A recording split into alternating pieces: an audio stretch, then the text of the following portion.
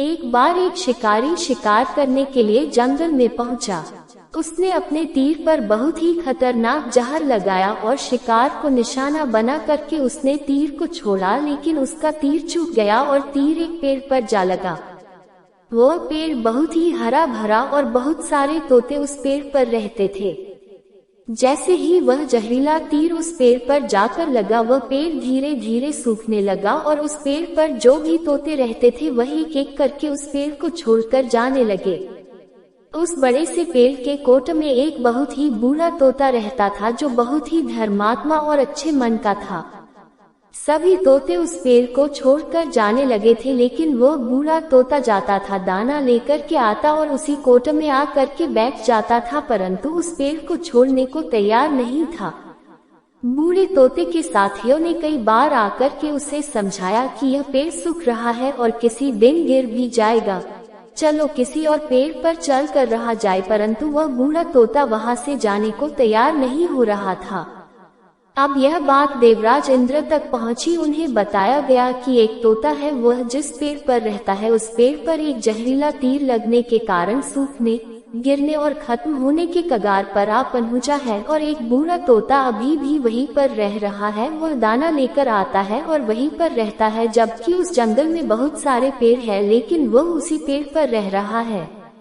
देवराज इंद्र प्रकट हुए और उस बूढ़े तोते से कहने लगे कि आप बहुत धर्मात्मा हैं, बहुत ही अच्छे मन के हैं, लेकिन आप इस पेड़ को छोड़कर किसी और पेड़ पर चले जाइए, क्योंकि यह पेड़ कुछ ही दिनों में गिर जाएगा।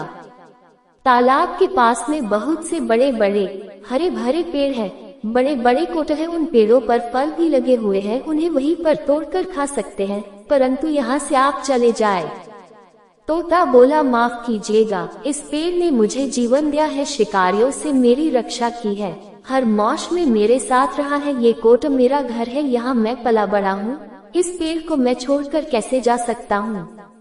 इस पर संकट आया है तो क्या मैं इसे छोड़कर चला जाऊँ? मैं ऐसा कभी नहीं कर सकता।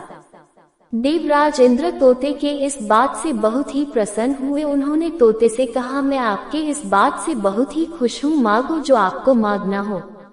उस बूढ़े तोते ने कहा, मुझे बस इतना मांगना है कि जिस पेड़ ने मुझे जन्म दिया, जहाँ मैं रहा पला बड़ा, जिसे आप मेरा जन्मभूमि कह सकते हो, आप इसे फिर से वैसा ही हरा भरा कर दो जैसा यह था।